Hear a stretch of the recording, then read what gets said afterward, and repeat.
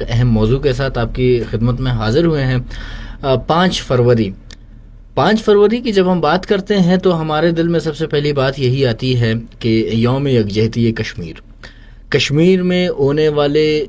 ظلم، کشمیر میں ہونے والے جبر و بربریت، کشمیر میں عام عوام کے اوپر ڈائے گئے مظالم جو کہ ہندوستان اپنے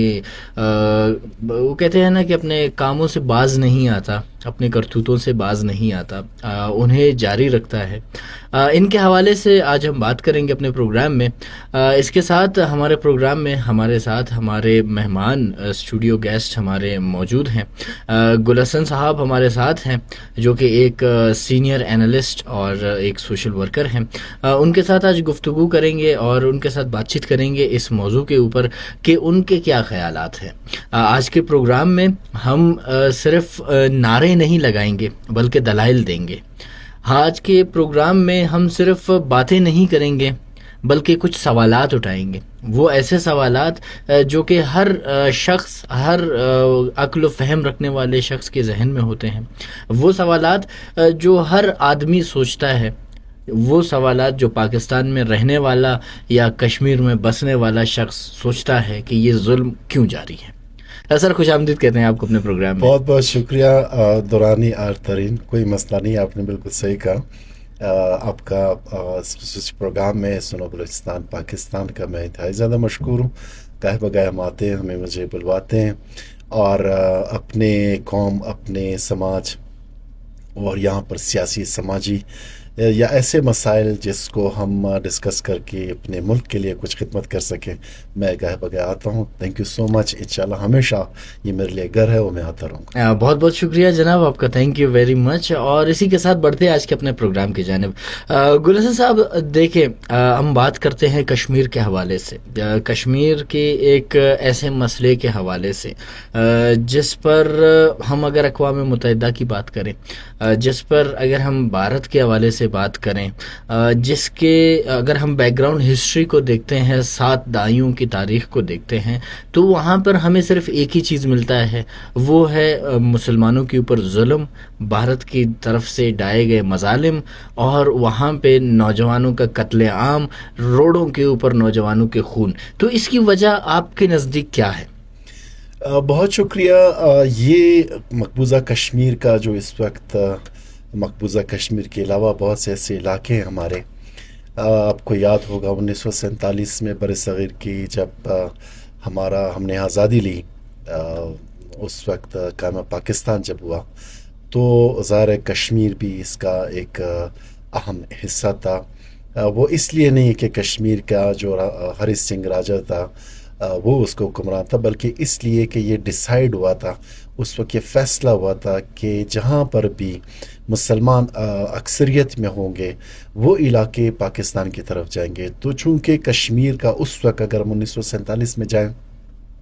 چونکہ یہ برصغیر پاک و ہند کا ایک نامکمل ایجنڈا ہے اور اسی وقت سے یہ مسئلہ شروع ہوا ہے۔ تھوڑا سا اس کے بیک گراؤنڈ میں ضرور ہم جانا چاہیں گے، میں آپ کو بتاتا چلوں۔ کشمیر کے پورے کشمیر کے جموں کشمیر کے اس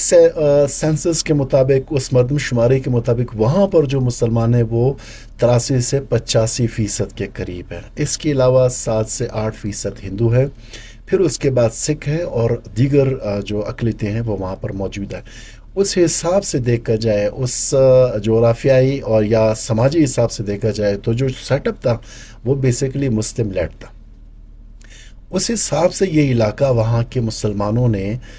ڈیسائیڈ کیا کہ جی ہم پاکستان کے ساتھ جائیں گے، لیکن وہاں کے جو اس وقت کے حکمران تھے وہ چونکہ اقلیت میں تھے، انہوں نے مذہبی جو کارڈ تھا وہ پلے کر کے مقبوضہ کشمیر کا جو الحاق تھا وہ انڈیا کے ساتھ اعلان کر دیا۔ اب اس پہ ہوا یہ کہ 1947 میں سب سے پہلے انڈیا نے کشمیر میں اپنی فوجیں بھجوائیں۔ تو جب وہاں پر کشمیر میں انہوں نے فوجیں بھجوائیں تو ظاہر ہے پاکستان اس وقت ایک نوزائیدہ ملک تھا، ہماری فوج اس طریقے سے اس وقت جوائن نہیں کر سکی تھی، اتنی پروفیشنل، اتنی اسٹرانگ نہیں تھی۔ اس کے باوجود وہاں پر ہماری افواج بھی داخل ہوئی اور انہوں نے کشمیر کے جو وہاں مسلمان تھے وہاں ان کی آواز پہ لبیک کہا، اور وہ بھی وہاں پر انٹرویو، اس میں 1947 کی پہلی ہماری پاک اور انڈیا جو ہے وہ وار ہوئی۔ اس میں ہم نے ہمارے قبائل نے جو اس وقت کے NWFP تھا، وہ قبائل نے ہماری افواج کے ساتھ مل کر جو آزاد کشمیر کا اس وقت کا جو آزاد کشمیر مظفر آباد کے علاقہ ہے وہ وہاں سے ہم نے آزاد کرا، اور ہم بہت ڈیپ جا سکتے تھے. میں آپ کو بتاؤں یہ ڈرپوک انڈیا اس وقت اقوام متحدہ گیا، اور سب سے پہلے 1947 میں وہاں اقوام متحدہ میں اس نے بیٹھ کر چیخنا چلانا شروع کر دیا کہ جی یہ جنگ ہے اور ہماری جنگ رکوائیں، اور پاکستان کشمیر ہم سے بزور بازو لے کے جا رہے ہیں. تو اس وقت ایک قرارداد منظور ہوئی، اور قرارداد یہ تھی کہ جی وہاں کے جو لوگ ہیں وہ حق خود ارادیت اپنے ووٹ سے فیصلہ کرے، اپنے ریفرینڈم سے فیصلہ کرے کہ انہوں نے ہندوستان کے ساتھ جانا یا پاکستان کے ساتھ. تو یہ تو آشکار تھا، یہ تو بالکل پتھر پہ لکھا ہوا تھا کہ جی وہاں کے مسلمانوں نے پاکستان کے ساتھ آنا تھا. اور یہ پہلے بھی تحریک پاکستان میں بھی وہاں کشمیریوں نے اپنی بہت خون جو ہے وہ دیا ہے، پوری جد و جہد کی ہے، تو یہ سب کو پتہ تھا. اس کے باوجود بھارت کی جو ہٹ دھرمی تھی وہ قائم ہے. یہ پورا اس کا ایک بیک گراؤنڈ ہے. اصل کہانی وہاں سے شروع ہوتی ہے. پھر اس کے بعد ہوتا یہ کہ قائد اعظم رحمۃ اللہ علیہ نے کہا تھا کہ کشمیر پاکستان کی شہرک ہے. یہ دوسرا اس کا ایک جغرافیکل، یا کیونکہ ہماری جو اٹیچمنٹ ہے کشمیر کے ساتھ وہ صرف ہم مذہبی طور پہ مسلمان ہونا نہیں، ہمارا جغرافیہ کشمیر کے بغیر انکمپلیٹ ہے، ہمارا جو سماجی ایک سیٹ اپ ہے، ہمارا جو دینی ایک رشتہ ہے، اور ہمارا جو سیاسی اور جو ایک قومی ہمارا ہم آہنگی ہے ان کے ساتھ ایک اٹیچمنٹ ہے، ایک افیلیشن ہے ہمارا کشمیریوں کے ساتھ. کلچرلی، سماجی طور پر، ثقافتی طور پر، ہر حوالے سے ہم اور کشمیر ہمارے بغیر کچھ نہیں، اور پاکستان کشمیر کے بغیر کچھ نہیں. یہ سلسلہ ہے، یہ اس کا بیک گراؤنڈ ہے، اور کہانی یہاں سے شروع ہوتی ہے. اور اس وقت کے بعد سے پھر انڈیا نے جو ہے تقریباً 5 مرتبہ کیا ہے، غالباً 1951 میں، پھر 65 میں، پھر 71 میں، بار بار وہ کیا ہے. اور بار بار اس نے اقوام متحدہ کی اس پہ فورم پہ جا کے ریکویسٹ کیا اقوام متحدہ سے کہ جی پاکستان جو ہے وہ کشمیر ہم سے چھین رہا ہے، اور پاکستان نے اپنی فوجیں ڈال دی ہیں، اور پاکستان نے یہ کرے جھوٹ بول کر. اور آہستہ آہستہ جو آبادی کا تناسب ہے، میں آپ کو بتاتا چلوں اپنے سننے والوں کو، دیکھنے والوں کو، کہ اب تک 1.5 لاکھ سے زیادہ کشمیری جو ہے وہ شہید کیے جا چکے ہیں. یہ 1979 سے لے کر 2025 تک ہمارے پاس جو فگرز ہیں، یہ صرف اس کے فگرز ہیں. 1.5 لاکھ کشمیری جو ہے وہ جام شہادت نوش کر چکے ہیں، اور جنگ آزادی کے دوران، اور پھر الحاق پاکستان کے لیے. اسی طریقے سے ہماری 50,000 سے زائد بہنوں کا جو ہے وہ عصمت دری کی گئی ہے. ہمارے وہاں پر 1.5 سے 2 لاکھ بچے جو ہے وہ یتیم ہو چکے ہیں، اور کہ وہ کشمیریوں کی ایک ہی آواز ہے کہ پاکستان پاکستان پاکستان. یہی وہ بیک گراؤنڈ ہے، یہی وہ اس کی وجوہات ہے کہ آج ہم 5 فروری کو یوم یکجہتی کشمیر جو ہے وہ سیلیبریٹ کرتے ہیں. اور یوم یکجہتی کشمیر کا تھوڑا سا بیک گراؤنڈ یہ ہے کہ 5 فروری 1990 کو حکومت پاکستان نے، نواز شریف اس وقت کے وزیر اعظم تھے، انہوں نے ڈیسائیڈ کیا کہ ہم ہر سال یوم یکجہتی کشمیر جو ہے وہ سیلیبریٹ کریں گے. اس کا بنیادی مقصد یہ تھا اس یوم یکجہتی کشمیر کا کہ پوری دنیا کو یہ باور کروایا جائے، پوری دنیا کو بتایا جائے کہ کشمیر کی جو صورتحال ہے، جیسے آپ نے ابھی سوشل میڈیا کا ذکر کیا، چونکہ وہاں پر اس وقت میڈیا بلیک آؤٹ ہے اب تک بھی، اور پھر خاص کر پوری دنیا کو اس وقت کشمیر کے اندرونی جو حالات ہیں وہ اس پہ آگاہی نہیں ہے. تو حکومت پاکستان نے، پاکستان کی عوام نے، جب یہ 5 فروری کو ہم یہ دن سیلیبریٹ کرتے ہیں، اس کا بنیادی مقصد یہ ہوتا ہے، ہماری دفتر خارجہ پوری دنیا میں، ہمارے ایمبیسیز جو ہوتی ہیں، ان کی یہ کوشش ہوتی ہے کہ وہ پوری دنیا کو بتا سکے. ڈوزر دیتے ہیں اقوام متحدہ میں دیگر ممالک کو، دوست ممالک کو، اپنی ڈپلومیسی کے ذریعے، کہ کشمیر کے اس وقت کے کیا حالات چل رہے ہو، کشمیر میں جو مظالم بھارتی حکومت کر رہی ہے. اور آپ کو میں بتاتا چلوں کہ 2025 تک تو اس وقت 9 لاکھ کے قریب بھارتی افواج جو تھی وہ مقبوضہ کشمیر میں موجود تھی، لیکن اب وہ تعداد 15 لاکھ سے جو ہے وہ آگے تجاوز کر چکی ہے. 15 لاکھ یعنی اس وقت جب ہم سینسز اٹھاتے ہیں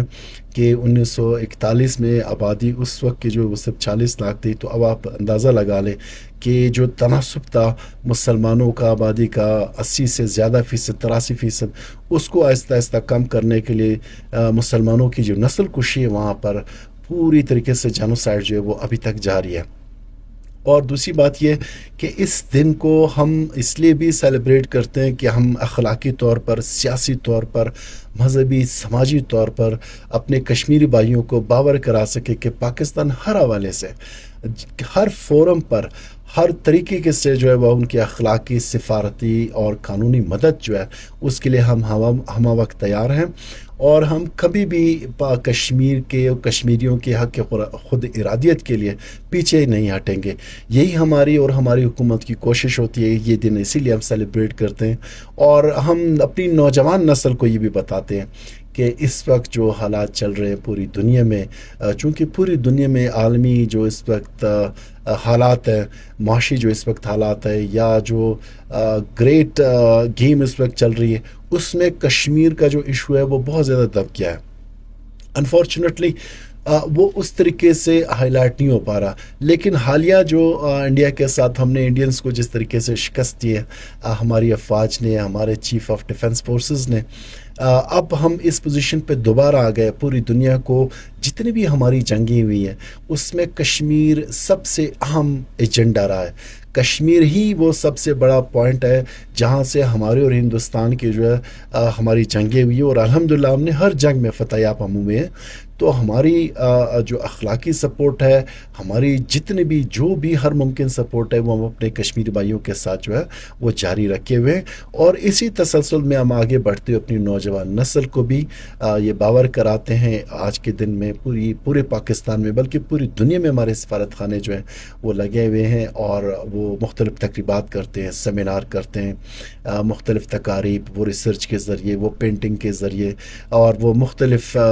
جو تاریخی وہ ہیں پیپرز ہیں، وہ ان کے ذریعے جو ہے وہ بتاتے ہیں پوری دنیا کو کشمیر جو ہے وہ ایک نامکمل ایجنڈا ہے برصغیر پاک و ہند کا۔ بالکل، اور یہ کافی اچھی اور کافی ایک ہسٹوریکل کچھ باتیں آپ نے ہمیں بتائیں، اور اسی طرح ہم جو ہے اب چلتے ہیں ایک بریک کی جانب، اور بریک کے بعد جب واپس آئیں گے تو مزید اس کے اوپر ہم بات کریں گے، مزید اس کے اور بھی کئی پہلو ہیں ان کو دیکھیں گے کہ کشمیر کی جغرافیکل امپورٹنس کیا ہے، اور جو بھارت جو دعوے کرتا ہے، جو کہ اس کی ہمیشہ سے بچپن کی عادت ہے، اور